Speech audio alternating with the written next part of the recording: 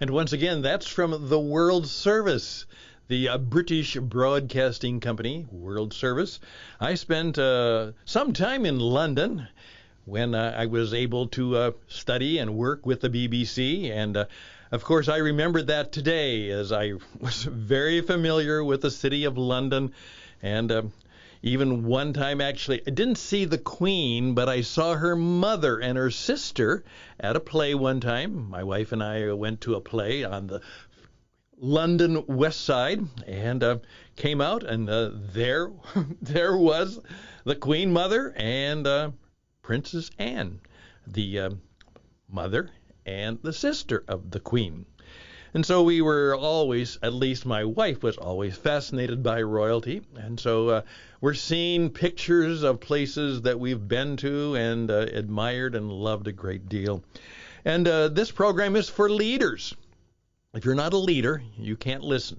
Or maybe if you want to be a leader, that might be okay. But we'll just mention a little bit about Queen Elizabeth because we want to be timely. But we, again, don't want to overdo it because everybody else is.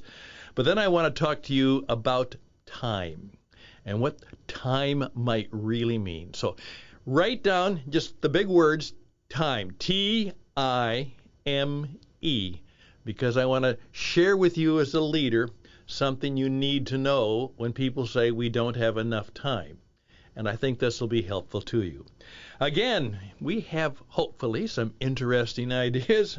My name is Stan Houston. I'm the leader of What It Takes Radio and the Jesus Entrepreneur Experience and a number of other things that hopefully we will be talking to you about. Next week, I'll be back in Arizona in Tucson, and we'll be broadcasting from the White Stallion Ranch in Tucson, Arizona, one of the historic classic places. I am so blessed by all the good things I get to do. And one of the most important is I get to talk to you. That's the program that starts right now.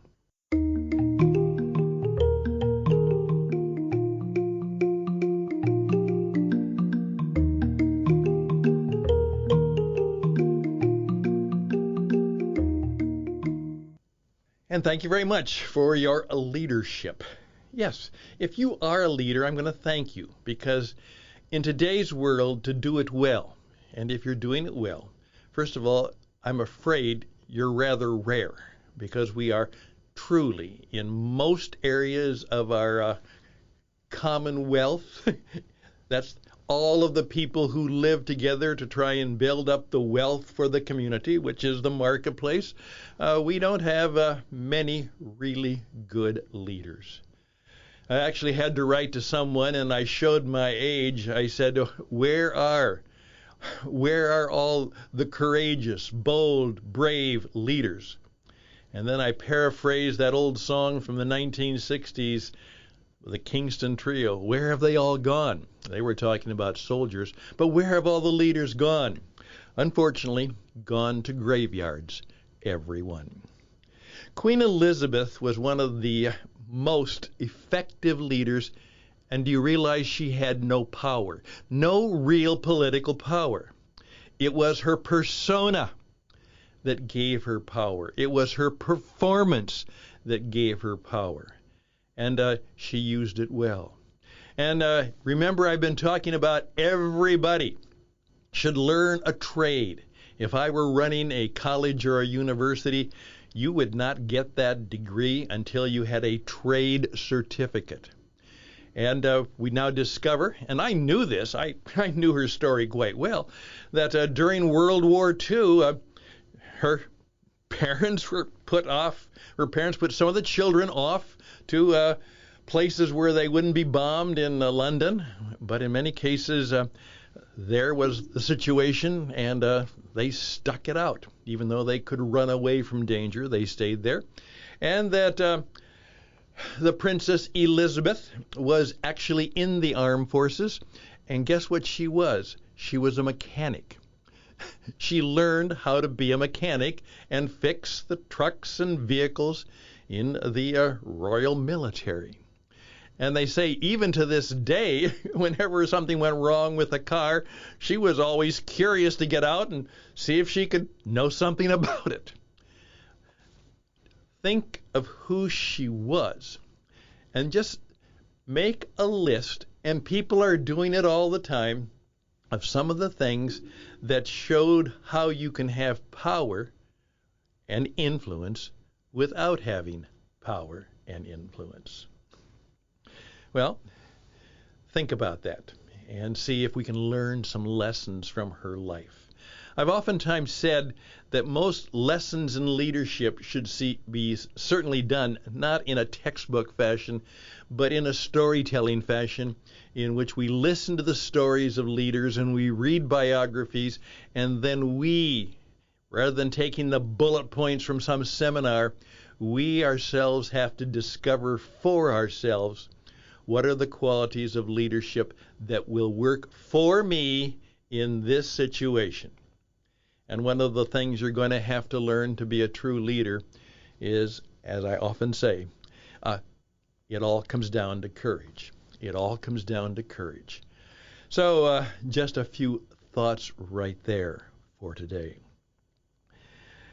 One of my friends, when I challenged them on some of the things that we didn't get done, and I've been working very hard to help them, and of course, they gave me oh, Stan, I know, but I just don't have time. I just don't have time.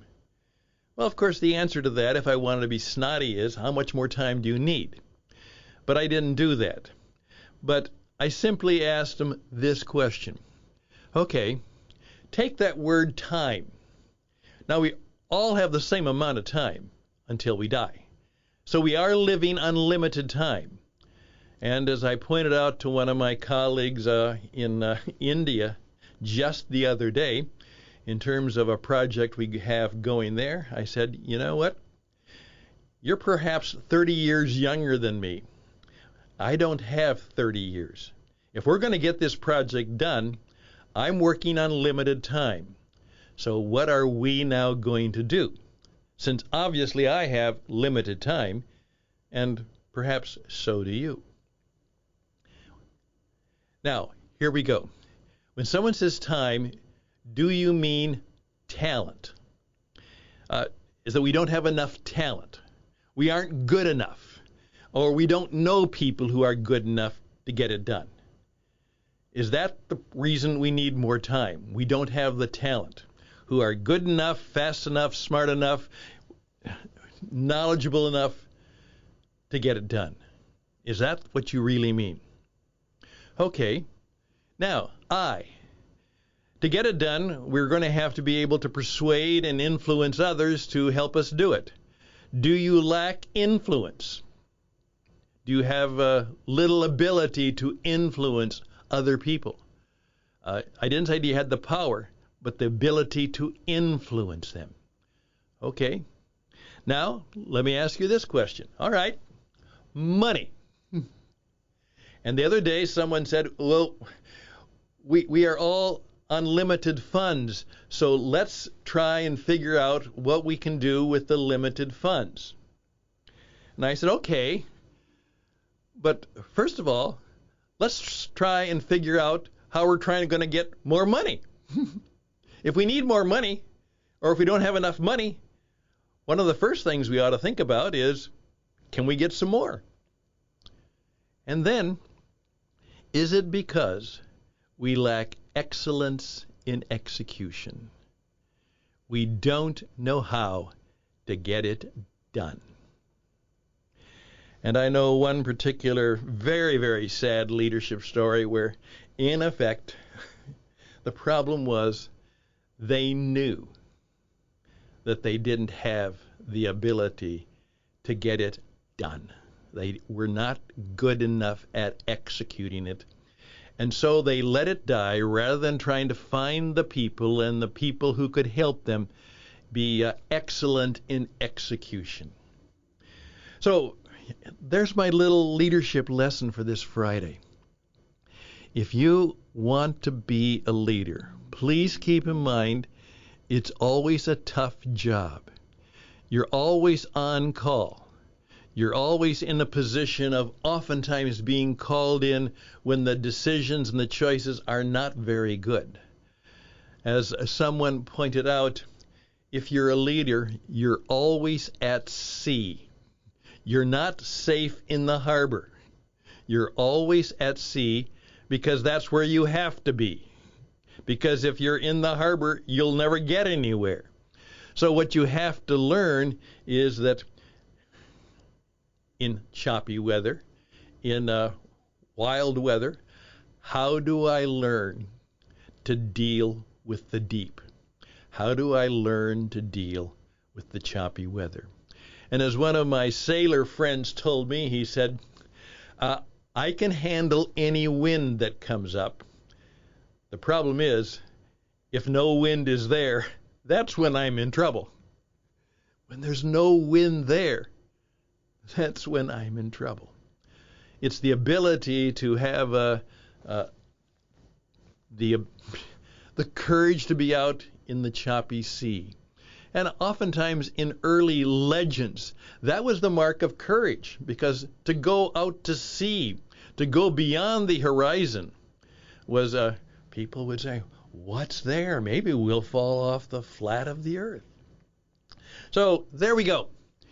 Just 11 minutes, 11 minutes. There we go. Time. Do we lack the talent? Do we lack the influence? Money. How can we get more? Okay, but what do we do with what we have? Okay, excellence in execution. I hope that will be a little bit helpful for you in terms of leadership. And by the way, we're in the business of helping people who are quite ordinary do extraordinary, maybe sometimes even extraordinary things. And please keep in mind my story from Christy Nome, the rancher gal who is now the governor, the leader of the state of South Dakota. And that's a state that is growing and going because they have courageous leadership. They have a little cowboy spirit in them. She said, this is not my first rodeo. And her point was, she said, my parents asked us all of us children, we were asked to do hard things. That's what we had to do. And sometimes seemingly impossible things. I'm Stan Houston. These are interesting ideas for a Friday. We'll be right back.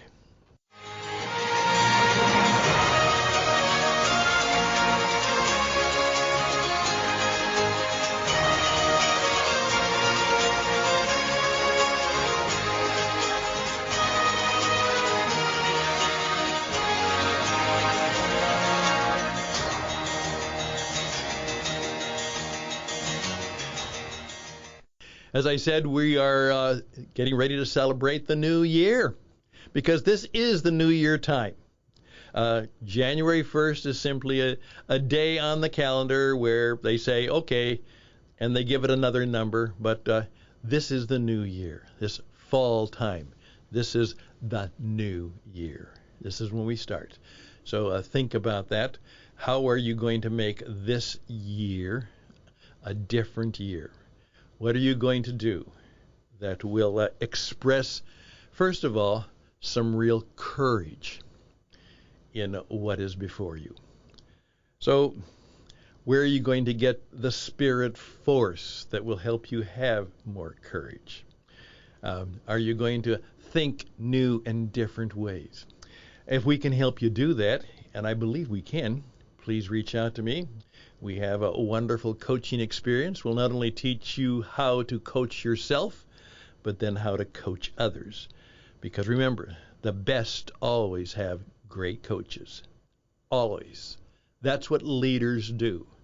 Leaders have great coaches who's coaching, mentoring, and perhaps challenging you. Just thought I would ask. Please reach out to me at stanhouston@gmail.com.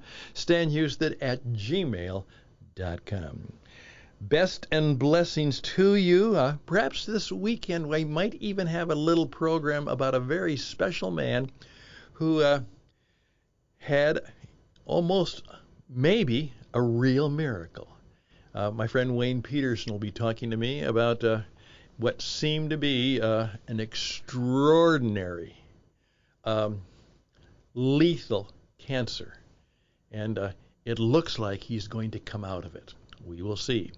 And we'll be talking to him this weekend. Certainly some interesting ideas. Next week, we're in cowboy country, and obviously we'll have a little bit of cowboy flavor to the program as we do then. Best and blessings to you this weekend. Do something great. Yeah, do something great this weekend. Remember, great things are oftentimes small things. Remember that.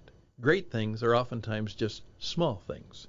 So do something great this weekend. Best and blessings as you do that. Bye for now.